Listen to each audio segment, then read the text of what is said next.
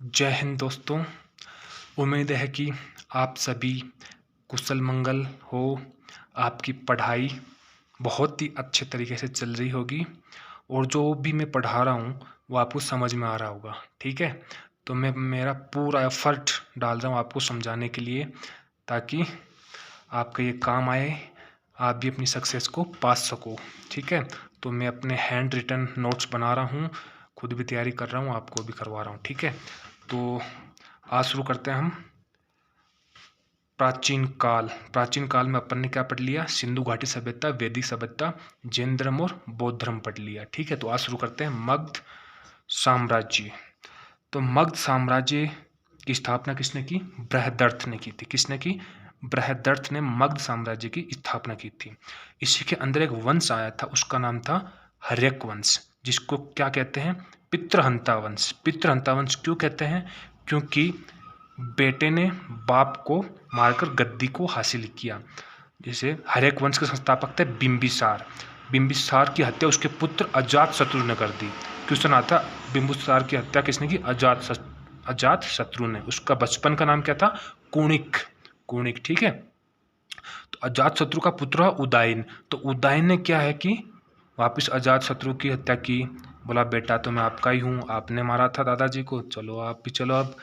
फिर उदयन की हत्या किसने की? नागदशक ने। बोला आप कहाँ जाओगे, हम भी हैं। तो नागदशक ने अपने पिता की हत्या करते हुए अंतिम शासक था हर्यक वंश का, इसलिए इसको पितृहंता वंश कहते हैं।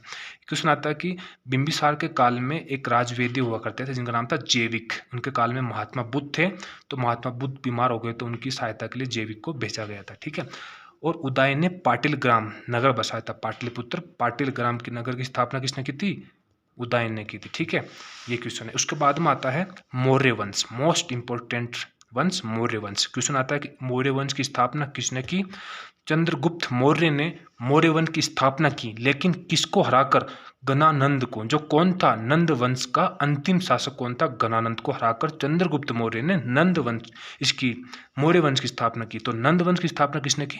महापद्म नंद ने नंद वंश की स्थापना की।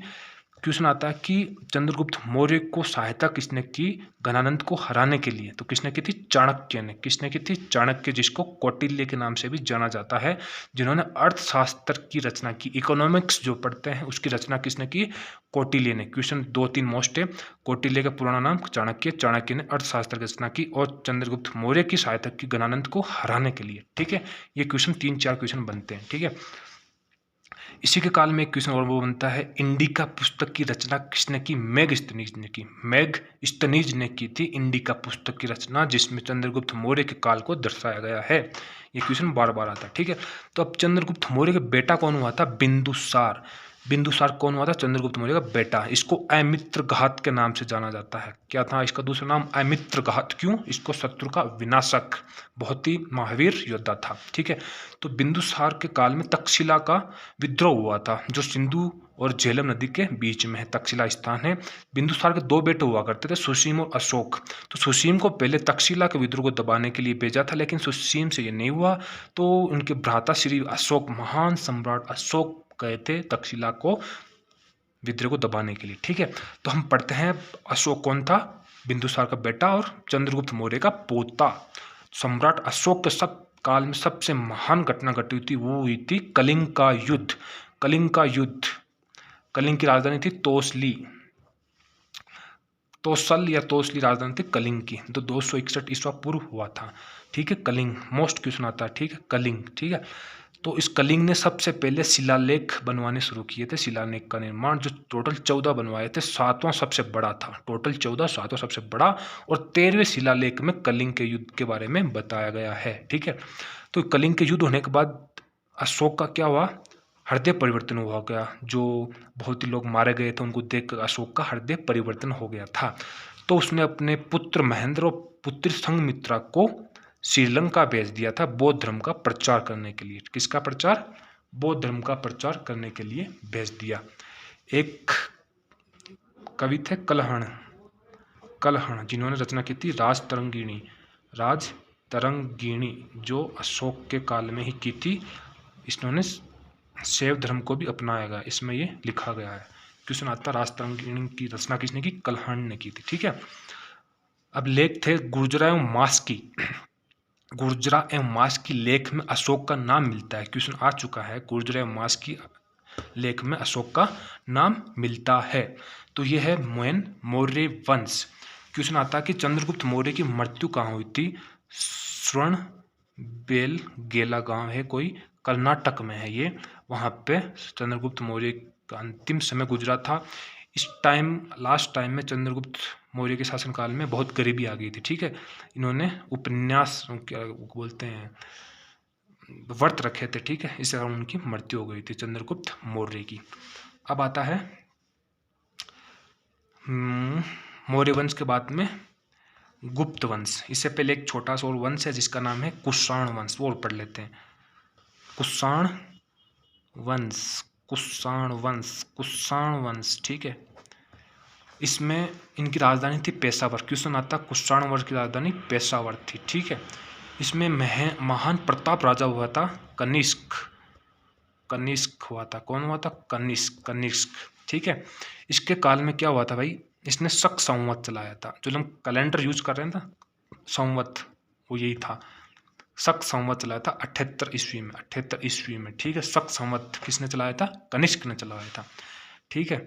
और इसके काल में क्या हुआ था, कुछ कनिष्क के काल में रेशम मार्ग बनवाया इसने, रेशम का निर्माण शुरू हुआ था और रेशम मार्ग चाइना से बनवाया था इसने, चाइना टू इंडिया, चीन में रेशम शुरू हुआ था, ठीक है। ये क्वेश्चन आता है बार बार, कनिष्क ने, ठीक है। कवि थे अश्वघोष, अश्वघोष किसके काल में? कनिष्क के काल में बुद्ध चरित्र की रचना की थी, बुद्ध चरित्र की रचना की थी किसने? अश्वघोष ने बुद्ध चरित्र की रचना की थी, जो कनिष्क के काल में थे। कुषाण वंश की राजधानी पेशावर, कनिष्क थे, शक संवत चलाया था, ठीक है। और कनिष्क के काल में और क्या हुआ था, एक और थे नागा अर्जुन, नागा अर्जुन लेखक थे जिन्होंने सापेक्ष, इनको क्या भारत का आइंस्टीन, भारत का आइंस्टीन कहते हैं, बार बार क्वेश्चन होता है, भारत का आइंस्टीन कौन थे?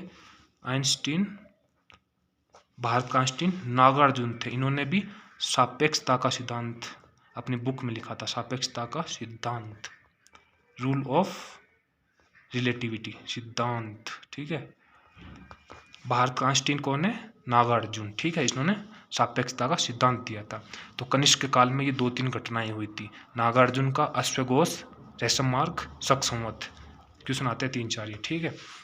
कनिष्क कुषाण वंश के बाद में आता है गुप्त वंश, ठीक है। तो भाई गुप्त वंश, गुप्त वंश की स्थापना किसने की? श्री गुप्त ने की थी। किसने की थी? श्री गुप्त ने गुप्त वंश की स्थापना कर दी, बस इतना ही आता है। चंद्रगुप्त मौर्य श्रीगुप्त के बाद में राजा बने थे, only first Chandragupta, first Vikramaditya, आगे आएंगे। चंद्रगुप्त मौर्य का बेटा हुआ था समुद्रगुप्त। कौन हुआ था? समुद्रगुप्त को क्या संज्ञा दी गई? भारत का नेपोलियन। क्वेश्चन बार बार आता है, भारत का नेपोलियन किसे कहते हैं? समुद्रगुप्त को। क्यों कहते हैं? नेपोलियन की तरह ये बहुत ही महान योद्धा थे, बहुत सारे युद्ध लड़े थे इन्होंने, ठीक है, इसलिए कहते थे। भारत का आइंस्टीन नागार्जुन को कहते हैं, सापेक्षता का सिद्धांत दिया था। भारत का नेपोलियन समुद्रगुप्त को कहते हैं, ठीक है। बहुत ही मोस्ट क्वेश्चन है। अब आता है क्वेश्चन, एक थे कुमारगुप्त, उनके बाद में राजा बने थे। कुमारगुप्त ने नालंदा विश्वविद्यालय की स्थापना की थी। नालंदा विश्वविद्यालय बहुत ही प्रसिद्ध विश्वविद्यालय जो बिहार में है शायद, ठीक है। उनके बाद में आए थे, ये क्वेश्चन आता है बार बार, नालंदा विश्वविद्यालय की स्थापना किस वंश में हुई थी? गुप्त वंश में कुमारगुप्त ने की थी। उनके बाद आता है चंद्रगुप्त विक्रमादित्य, ठीक है।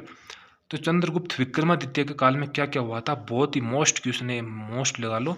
चीनी यात्री फहियान आया था, चीनी यात्री फहियान, ये यात्री था, किसके काल में आया था? फहियान, फहियान, फहियान नाम था उनका। चीनी यात्री फहियान किसके काल में? चंद्रगुप्त विक्रमादित्य काल में आता है, बहुत ही बार क्वेश्चन आ चुका है फहियान। एक था ह्वेनसांग, ह्वेनसांग, ये चीनी यात्री थे, किसके काल में आए थे? हर्षवर्धन, जो हम आगे पढ़ेंगे। हर्षवर्धन के काल में कौन आया था? ह्वेनसांग, ठीक है। ह्वेनसांग हर्षवर्धन के काल में, फहियान चंद्रगुप्त विक्रमादित्य के काल में। और इनके काल में क्या क्या थे? इनके काल में थे कालिदास जी, लेखक थे, कवि थे कालिदास, जिन्होंने मेघदूत की रचना की थी। किसकी? मेघदूत की रचना किसने की? कालिदास ने की थी, ठीक है।